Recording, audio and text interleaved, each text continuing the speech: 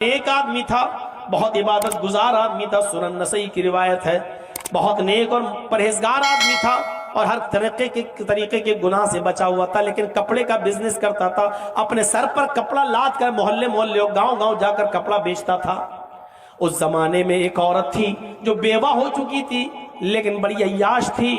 بیوہ ہو چکی تھی اور وہ نوجوانوں کو اپنی طرف مائل کرتی تھی، جو خوبصورت لڑکا دیکھتی تھی اس کو اپنی طرف مائل کرنا چاہتی تھی۔ اس کی ایک خادمہ تھی، ایک نوکرانی تھی، اس نے اپنی نوکرانی کو حکم دیا کہ دیکھو کوئی خوبصورت لڑکا اگر تمہیں نظر آئے تو اس کو میرے پاس لے کر آنا۔ اس کی نوکرانی نے ایک دن اس کو بتایا کہ ایک شخص ہے جو کپڑے کا بزنس کرتا ہے، اپنے سر پر کپڑا لاد کر بازاروں میں اور دکانوں میں اور ادھر سے ادھر محلے میں بیچتا ہے، بڑا خوبصورت آدمی ہے، بڑا خوبصورت نوجوان ہے، کہو تو میں اس کو لے کر آؤں۔ کہا کہ ٹھیک ہے اس کو لے کر آؤ۔ جیسے ہی اس نوکرانی نے اس نوجوان کو دیکھا تو کہنے لگی کہ میری مالکن ہے، وہ تمہیں بلانا چاہتی ہیں اور تم سے کوئی مسئلہ پوچھنا چاہتی ہیں، چلو قرآن و حدیث کا نہیں تم اس کو اس کے یعنی اس مذہب کے مطابق اس کا مسئلہ بتا دو۔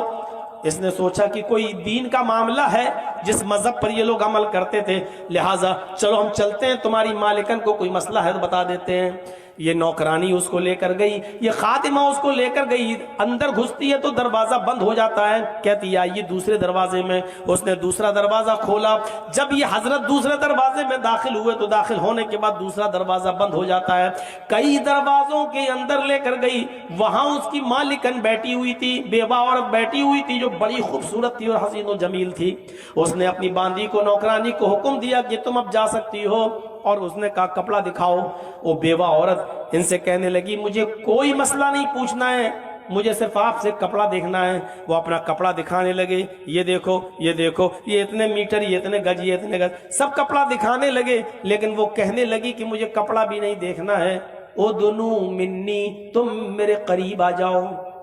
میں تم سے ملنا چاہتی ہوں، مجھے تم سے آج تلذذ ہے، یعنی لذت حاصل کرنا ہے، آؤ میرے ساتھ، آؤ زنا کرو میرے ساتھ، ہم بستری کرو۔ انہوں نے کہا معاذ اللہ، اللہ کی پناہ یہ چیز حرام ہے۔ اس عورت نے ان کو چاروں طرف سے گھیر لیا، کہا کہ تم نہیں جانتے، دامن میں پھنس چکے ہو، نکلو گے تو تمہاری نیکی پر اور تمہاری امانت داری پر دھبا لگے گا، ایسا شور کروں گی کہ میرے شور سے پورا محلہ جاگ جائے گا۔ اب تمہارے سامنے تین راستے ہیں، ان میں سے تمہیں ایک پر عمل کرنا ہے، یا پھر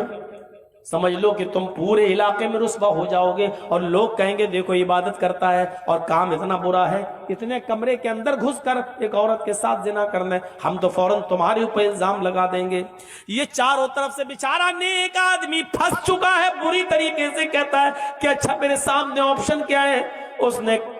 ایک اور کمرے کے اندر لے گئی، سنیے میرے بھائیو حدیث کا واقعہ ہے، وہ ایک اور کمرے میں لے گئی، وہاں کیا دیکھتے ہیں یہ حضرت کہ ایک خوبصورت نوجوان، ایک خوبصورت چھوٹا سا بچہ بیٹھا ہوا ہے جس کی عمر 6-7 سال کی ہے،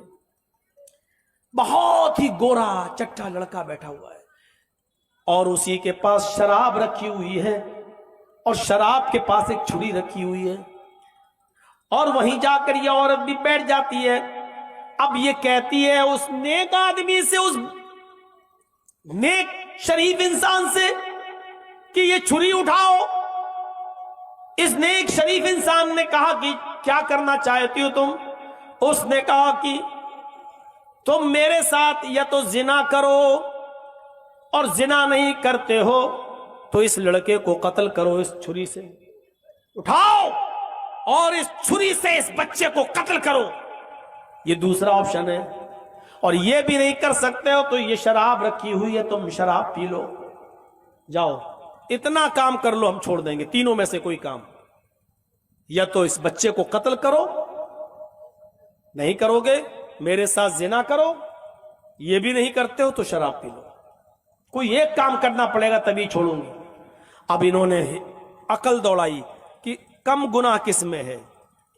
تو کہتے ہیں کہ سب سے بڑا گناہ یہ ہے کہ کسی ناحق کو قتل کروں، اس بچے نے کیا بگاڑا بیچارے کو، تو سب سے بڑا گناہ یہ ہے کہ میں قتل کروں، نہیں کر سکتا۔ اس سے چھوٹا گناہ یہ ہے کہ میں اس کے ساتھ زنا کروں، قتل کے بعد سب سے بڑا گناہ زنا، تو میں قتل بھی نہیں کر سکتا اور اس عورت کے ساتھ زنا بھی نہیں کر سکتا، مجبوری ہے اپنی جان بچانا ہے تو چلو شراب پی لیتے ہیں۔ بعد میں اللہ سے توبہ کر لیں گے کہ اللہ مجھے معاف کر دے گا، کم سے کم یہ کم گناہ تو ہے، چھوٹا گناہ تو ہے، قتل اور زنا سے کم تو ہے۔ ان کی عقل کام نہیں کی اور انہوں نے اس شراب کو اٹھایا اور پوری کی پوری بوتل آنکھ بند کر کے پی گئے۔ جب پوری کی پوری بوتل آنکھ بند کر کے پی گئے تو اب ان کو نشہ آیا، اور نشے میں جب ان کا سر فطور میں پڑ گیا تو اس عورت نے چھری اس کے ہاتھ میں دے دی۔